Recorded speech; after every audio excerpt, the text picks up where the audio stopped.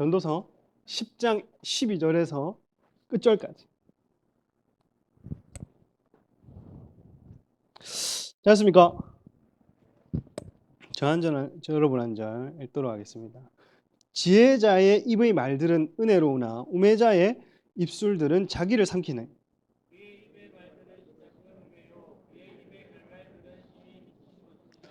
우매한 자는 말을 많이 하거니와 사람은 장래일을 알지 못하나니 나중에 일어날 일을 누가 그에게 알리리요.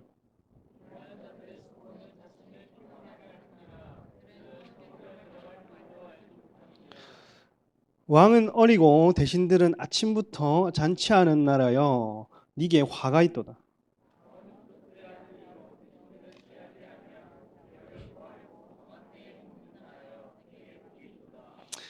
게으른즉 석가래가 내려앉고 손을 놓은즉 집이 새느니라.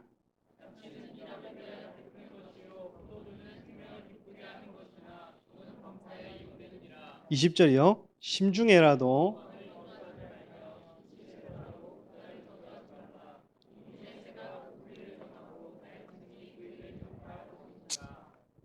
아멘.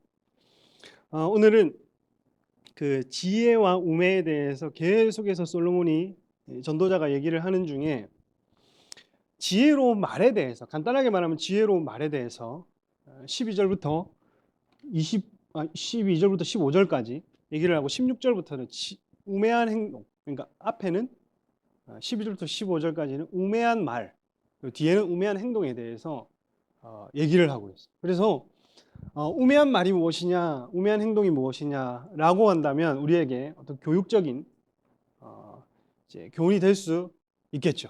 전도자가 말하는 우매는 뭐냐, 그리고 우매한 행동은 뭐냐를 살펴보도록 하는 겁니다. 어떤 사람이 있냐? 지혜자의 입과 우매자의 입이 나오는데 특징이 있다는 겁니다. 12절을 한번 읽어볼게요. 다시 시작. 지혜자의 입의 말들은 은혜로우나 우매자의 은혜로우나라는 말이 헨이라는 말이 호의가 있다는 말이에요. 지혜자의 입에는 호의가 있습니다. 그래서 어떤 사람에게 호의를 베푼다는 거예요. 어떤 사람이 위험에 처했거나 공경에 처했거나 내가 도울 일이 있을 때 그 입에서 그런 어떤 배려와 친절과 호의를 베푸는 말을 한다는 겁니다. 그래서 지혜자의 입술의 특징은 저 사람 말에는 호의가 있더라. 호의가. 그 우매자의 입은 뭐냐? 우매자의 입술들은 뭐다? 자기를 삼킨다. 그러니까 자기 스스로 망한다는 거예요. 왜냐하면 왜 자기가 입에서 나오는 말이 왜 자기를 상하게 삼키고 망하게 하겠어요? 왜냐하면 까닭 없는 저주를 하니까 까닭 없는 저주는 응하지도 않고 자기 머리 위로 돌아온다 했거든요.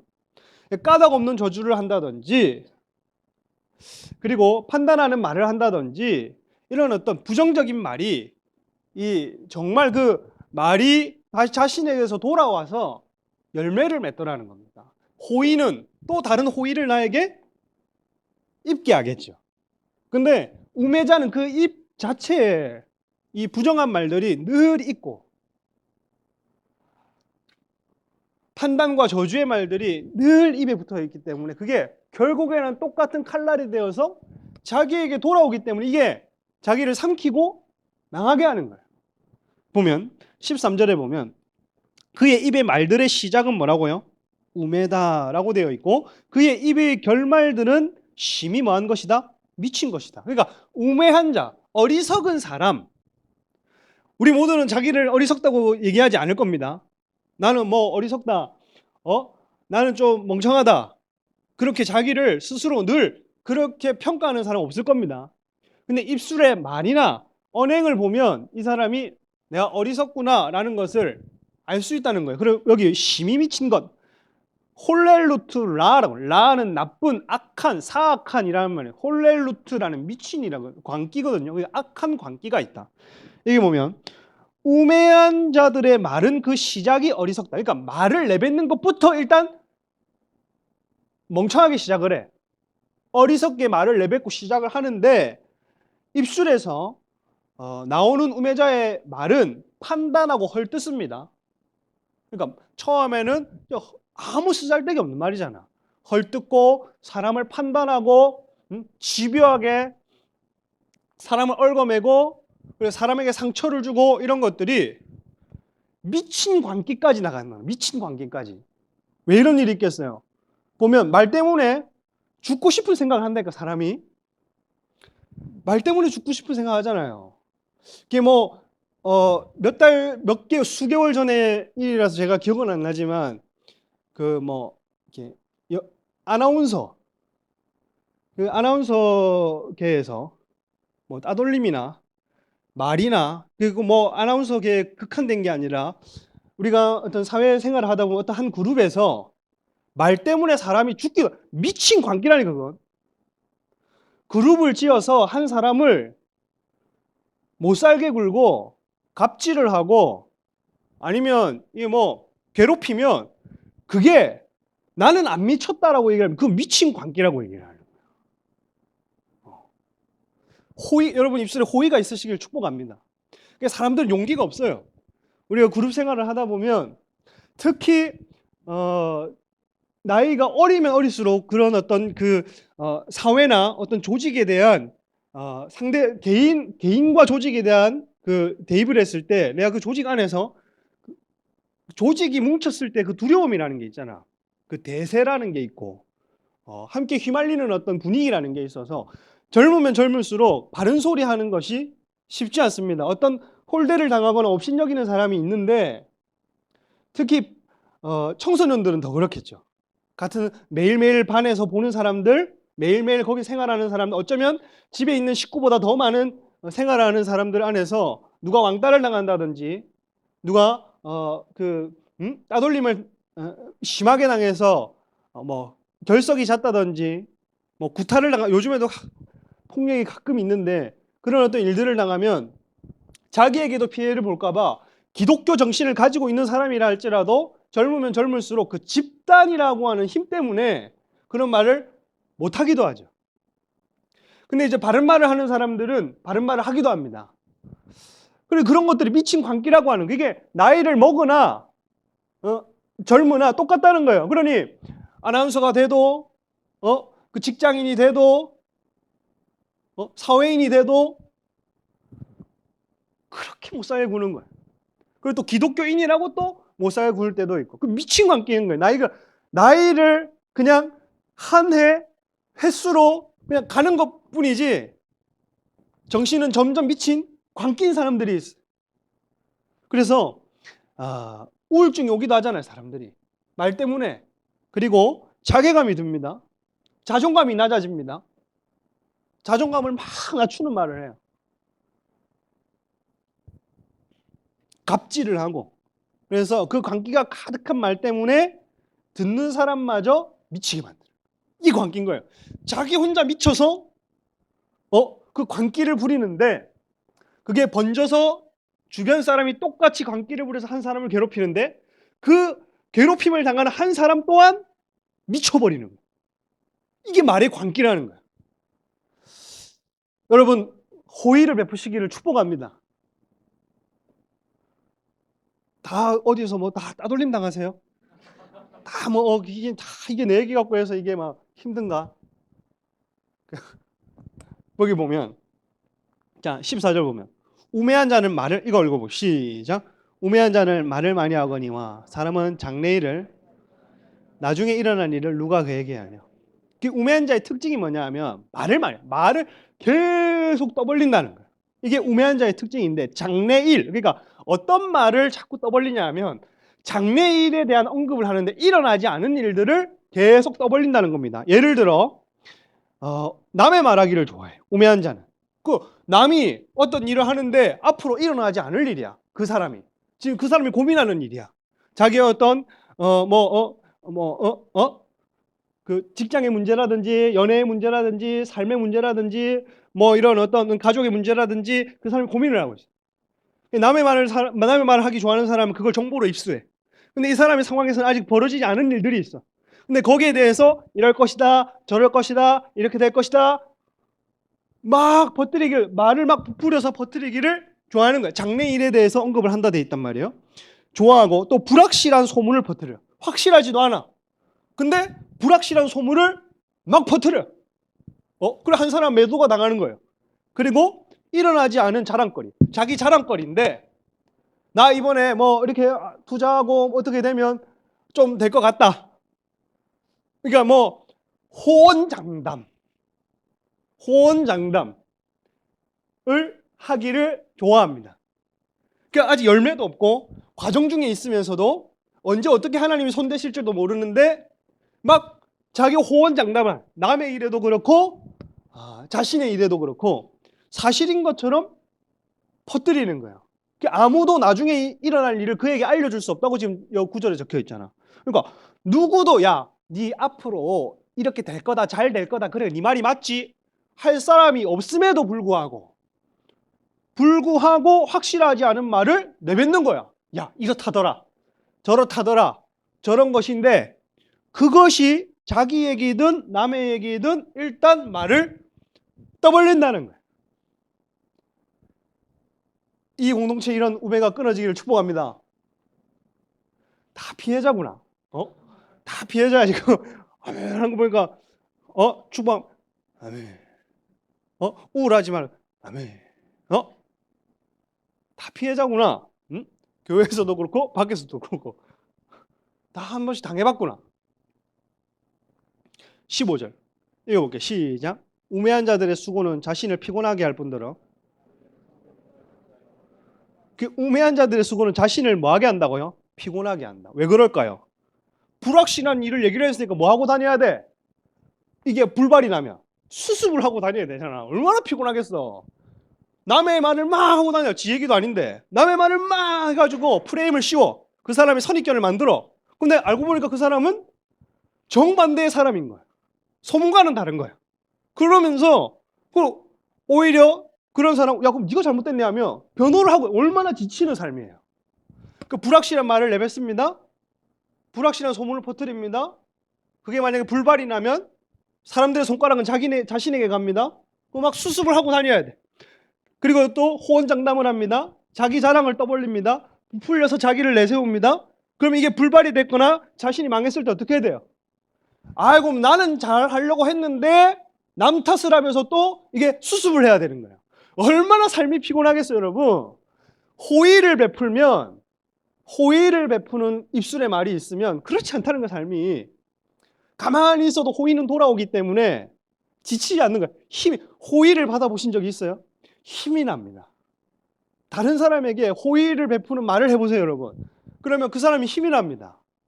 그리고 호의를 베푸는 말을 또 들을 때에 또 기운이 나고 힘이 나.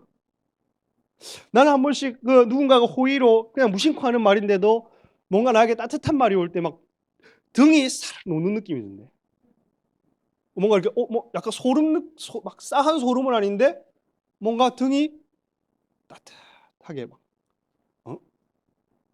나를 예쁘다고 이렇게 해주는 것 같은 느낌. 그런 거 나만 느끼 그런 거 느낌 있잖아. 왜? 안 가 왜?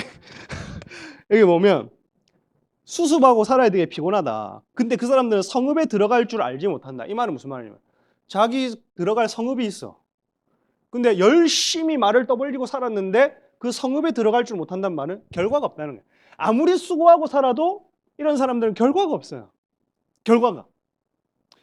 호의를 베푸는 사람들은 열심히 호의를 베풀고 다른 사람에게 그 이웃 사랑의 관점 안에서 호의와 은혜를 베풀면 본인은 조금 부족하더라도 돕는 자가 붙어서 결과가 또 수동적으로 동반되기도 하는데 아무리 타고난 사람이라도 입이 그 조수미가 아니고 그 누구야? 김수미가 얘기를 하잖아. 이놈의 새끼는 입만 열면 뭐고? 거짓말이에요. 그래 이런 것들은 다 아무리 탁월해 돌아와가지고 자신의 인생을 깎더라. 그럼 어리석은 행동이 뭐냐? 16절부터 20절인 거예요. 어리석은 행동이. 한번 읽어보겠습니다. 왕은 시작. 왕은 어리석은 나라의 행동이 있는데 이런 나라는 요 행동 때문에 망한다는 거예요. 망하는 나라가 어떤 나라냐면 대신들이 행동에서부터 망할 나라가 보이는데 보면 왕은 어린데, 그럼 왕이 어리면 대신들이라도 하나님께 물어서 지혜 있는 자들이, 아니면 좀 총명한 자들이, 뭐 하나님을 믿지 않더라도 국민을 위해서, 나라를 위해서 이런 정신이 박혀 있는 사람들은 왕이 조금 경험이 부족하고 어려도 그 뭐라 해야 되나, 대신들만 좀 빵빵하고 옆에 있는 사람들만 괜찮으면 그래도 나라는 굴러가잖아요. 근데 지도자가 어려. 그 대신들도 어떠냐 하면 잔치하는, 아칼이라는 말인데 아침부터 먹는다. 그러니까 낮술하고 먹고 마시고 취하고, 낮술을 하든 낮술을, 낮에는 뭐 해야 되는데 일해야 되는 시간인데 낮술로 해장을 하더라니까. 저녁에 먹고 낮에 또 해장술 먹고, 요렇게 하는 애들은 망한다는 거, 망한다는 거. 그러니까 자기 향락에 그 나라에 일을 맡겨놨는데 그 세금을 걷어가지고 자기 입속을 채우고, 그래서 막 검은 돈을 만들고, 이런 대신들이 많으면 많을수록, 주변의 사람들이라도 괜찮으면, 그래도 굴러가는데 다 똑같은 놈이면 이거는 나라 망할 나라다. 요거는 굉장히 우매한 행동이다 라고 얘기를 하고, 17절에 많은 기적들 읽어볼게요. 시작.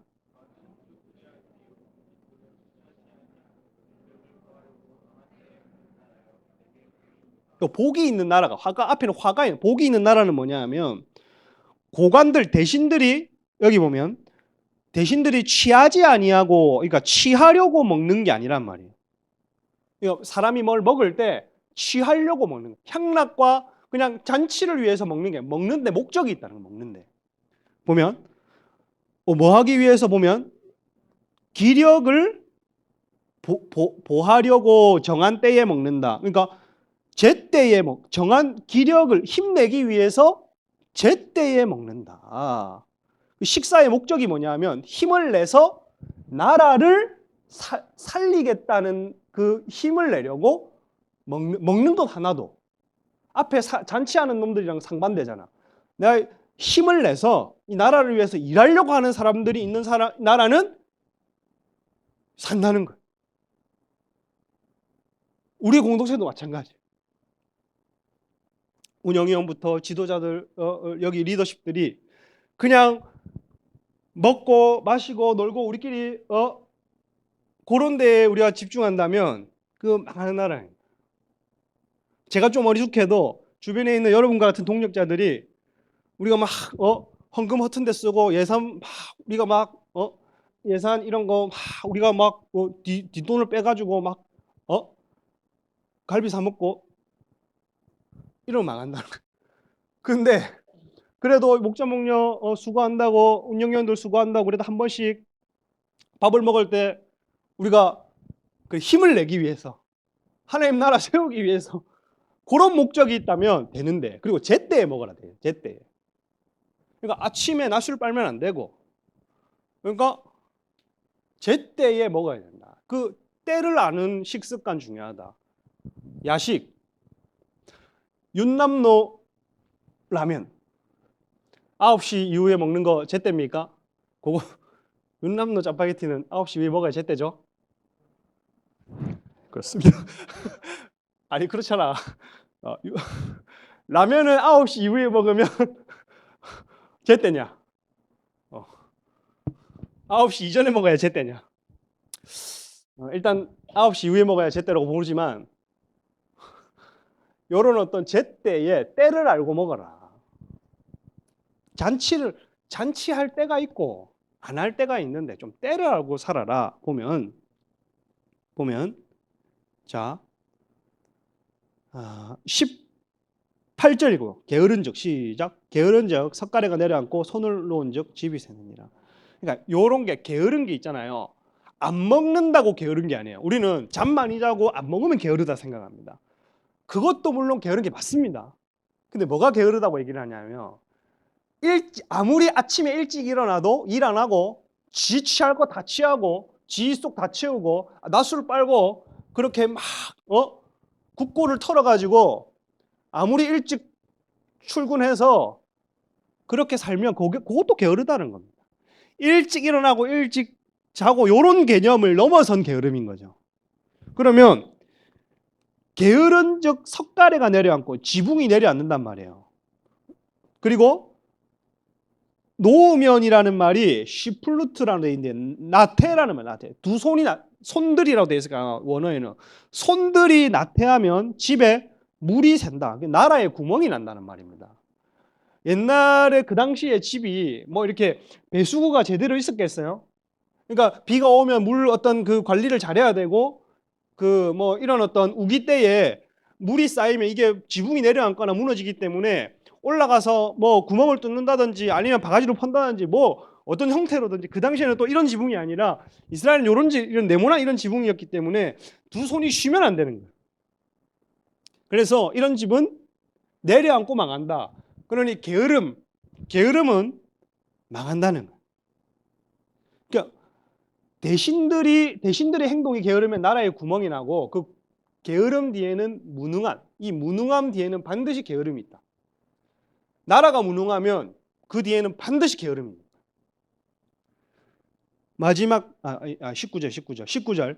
잔치는 희락을 위하여 베푸는 것이요 포도주는 생명을 기쁘게 하는 것이니 돈은 범사에. 그러니까 이걸 때에 맞게 쓰는 방법에 대해서 얘기를 합니다. 그러니까 잔치를 아무 때나 하는 게 아니고 제때에 아까 먹으라 했잖아. 제때에 음식을 먹어야 되는데 뭐라 하냐? 잔치 레헴 음식과 빵이거든요. 즐거움을 위해 있는 거다. 그러니까 잔치를 맨날 벌이는 건 그거는 게으름이 나태함이에요. 근데 생일날 그리고 내가 뭐 합격한 날, 기쁜 날, 내가 한턱 쏴야 되는 날, 월급 받는 날, 첫 월급 받는 날 이런 때 왜 우리가 사기도 하잖아. 할렐루야. 요럴 때 사기도 하고 베풀 때 이런 때에는 잔치를 해도 괜찮은 날이라. 합당하다. 근데 매 그냥 놀고 매 저녁마다 술 처먹고 이렇게 해버리면 용어는 아니다. 그리고 뒤에 포도주는 생명을 기쁘게 한다. 이렇게 포도주는 삶을 기쁘게 한다. 시편 105편 14절에도 사람의 마음을 기쁘게 하는 포도주. 그러니까 포도주를 먹어야 될 때가 있다는 거야. 맨날 그러니까 우리 뭐 먹듯이 안 믿는 분들이 먹듯이 막 음주 가문해서 맨날 막 금요일 저녁만 되면 먹어야 되고 토요일 저녁 먹어야 되고 그러니까 뭔가 이유 없이 목적 없이 포도주를 먹는 게 아니라 포도주를 먹어야 사람 마음에 기쁨이 필요할 때는 먹어야 된다 얘기를 하는데 이런 것들이 극히 드물겠죠 우리한테. 이게 뭐 가끔씩 이게 뭐 아주 많은 어떤 허용 범위 안에서 그 뭐 논쟁이 있으니까 넘어가겠습니다. 아니 왜 이렇게 저는 이제 술을 그렇게 분류를 합니다. 음주 가무용이 있고 식용이 있고 약용이 있다. 지금은 이제 의학 기술이 발달했기 때문에 약용으로 술을 잘 쓰지는 않습니다. 근데 음주 가무용으로 대부분 99% 음주 가무용으로 씁니다. 근데 식용으로 쓴다는 건 뭐겠어요? 삼계탕에 백세주를 넣는 거야. 왜? 잡내를 빼기 위해서. 그리고 스테이크를 썰 때 진짜 몇 년에 한 번씩 뭔가 이게 경상에 스테이크 썰 때 간단하게 그냥 그 식용 차원 안에서의 하우스 와인. 할렐루야. 아니 그 아멘을 크게 하는 소리가 아니라 만약에 저는 저희 집에서 뭐 그렇다고 해서 제가 제 아내랑 겸주를 한 적은 없습니다. 그렇지만 만약에 해야 된다면 그런 어떤 이제 그렇죠. 인생에 있어서 힘이 났잖아. 요런 어떤 그런 날이 있잖아. 그럴 때에 식용으로 인생에 한 번씩 왜 필요할 때에는 있다. 근데 막 과무하면은 요거는 방탕이고 술 취한 삶이고 이런 거다. 그래서 어떤 목적이 있어야 되는 거예요. 목적이. 근데 만약에 이걸 썰어야 되는 날인데도 앞에 상대방이 그래도 나는 신앙인으로서 요것도 나는 허용하지 않겠다 하면 이 사람의 믿음을 위해서라도 나는 안 먹을 줄도 알아야 된다 생각합니다. 무슨 말인지 알겠죠? 그래서 뭐 어떤 부부 간에나 아니면 어떤 중요한 어떤 그 뭐라 해야 될까요? 평생에 한두 번 찾아올까 말까 어떤 경사 때에 식용을 위해서 주류를 접하는 그 뭔가 한 모금 정도의 어떤 이런 거 안에서도 나는 자유한데 상대방의 신앙이 그럼에도 불구하고 난 이것까지도 아니다 생각한다면 그것도 우리는 이 사람의 연약함과 나로 인해서 시험들로 인해서 그때는 하우스 와인이 아니라 바로 콜라로 바꿔줘야 돼요. 그때 사이다로 바꿔줘야 돼요. 근데 막 거기다 대놓고 야씨 야씨 여기 스테이크에 사이다가 말이가 괜찮다 이렇게는 하지 말아요. 너무 디테일하나? 여기 보면 그리고 돈은 범사에 이용되느니라 이렇게 돼. 아나 해결하다 응답하다. 돈은 모든 것을 해결한다 대답한다.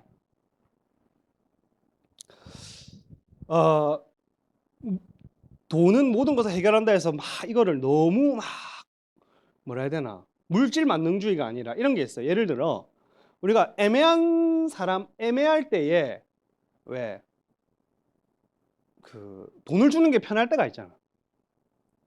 그리고 결혼한 사람한테 우리가 결혼할 사람한테 축의를 내잖아요. 이게 답이 되는 거야. 이게 뭐 말을 하지 않아도 축의는 답이 되고 장례식 때 부조가 답이 되는 거야 그냥. 할렐루야. 곧 결혼을 기억해 두세요. 요거는 답이 된다. 응답이 된다. 아내가 이제 마음이 또 술 얘기해서 또 이상한 쪽으로 해석할 수 있지만 이 20절 마무리하기 전에 다시 한번 얘기합니다. 또 이렇다고 해서 막 저 목사가 뭐 기독교인은 술을 먹어도 된다고 단정을 지었다든지 어떤 뭐 이런 신앙 안에서 허용이 된다고 한다든지 뭐 이런 어떤 고삐 풀린 말을 퍼뜨려서는 안 돼요. 그렇습니다.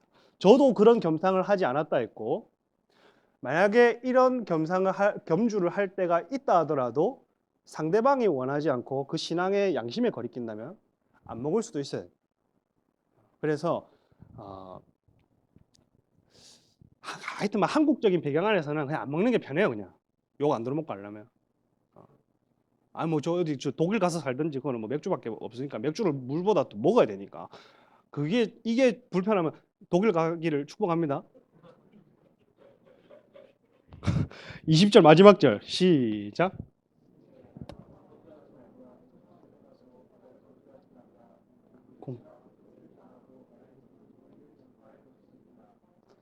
심중에라도 왕을 저주하지 말며 침실에서라도 부자를 저주하지 말라 이렇게 되어 있는데 이 말은 무슨 말? 심중에라도 라는 말이 누구를 얘기하겠어요? 이게 주어가 안 나오잖아. 대신들을 얘기해. 대신들을. 요 어리석은 대신들이 왜 음주 가무하고 아침마다 잔치를 베푸는 사람들의 꼬라지를 보니까 왕을 얼마나 하찮게 봤으면 일도 안 하고 잔치를 벌이겠어요? 요런 사람들의 게으른 사람들의 마음속을 딱 들여다보면 지도자에 대한 저주가 있다는. 지도자에 대한 저주. 그 사람이 너무 존경스럽고 이 사람 말을 따르려면 게으름이 나오겠어요? 어떻게든 도와서 나라를 살리려고 하겠지. 그러면 요 망할 나라일 수밖에 없다. 그리고 마음에서부터 저주가 나오고 그 게으름이 시작되잖아. 그리고 침실에서부터 침상에서도 부자를 뭐 하지 말라? 저주하지 마. 부자는 여러분 9절에 보면 단순히 경제적인 계급을 제가 얘기한 게 아니라 인정받지 못하는 지혜자를 자수성가해서 이제 노력으로 그 위치에 오른 사람, 그런 사람이 인정받지 못하고 가난한 자가 사회적 부조리로 인해서 올라가고 열심히 산 사람이 내려가는 또 부조리를 얘기한다 했죠. 그러니 이런 어떤 나태함과 게으름은 지혜로운 사람을 저주한다는 겁니다. 저주한다는. 그 대신들은 지혜를 귀하게 여기지 않기 때문에 침실에서도 저주를 일삼아요. 어디든 말은 세워나가게 되어 있다. 이런 말이 있어요. 벽에도 귀가 있다. 이런 말이 있어요. 그러니까 우리가 우리 침실에서 우리 가족이 거실에서 하는 얘기 같지만 그게 어떻게 그냥 세워나간다니까. 저주를 하면 판단하면 누가 가족은 원천 봉쇄를 하더라도 하나님이 든단 말이에요. 저주하고 판단하면 그게 까닭 없는 저주면은 이 집 밖을 나가지도 못하고 내 머리 위에 다시 돌아올 겁니다. 까닭이 있는 저주면은 응할지는 모를지언정 까닭 없는 저주와 어리석은 판단은 우리 집 현관문을 나가지 못하고 튕겨서 다시 내 머리로 돌아옵니다. 이게 우매한 겁니다. 이것이 우매한 행동이고 우매한 말이라는 거예요. 저와 여러분의 입술에 호의가 있기를 축복하고 게으름이 아닌 이런 어떤 지혜의 행동이 있는 귀한 은혜 있기를 주님의 이름으로 축복합니다.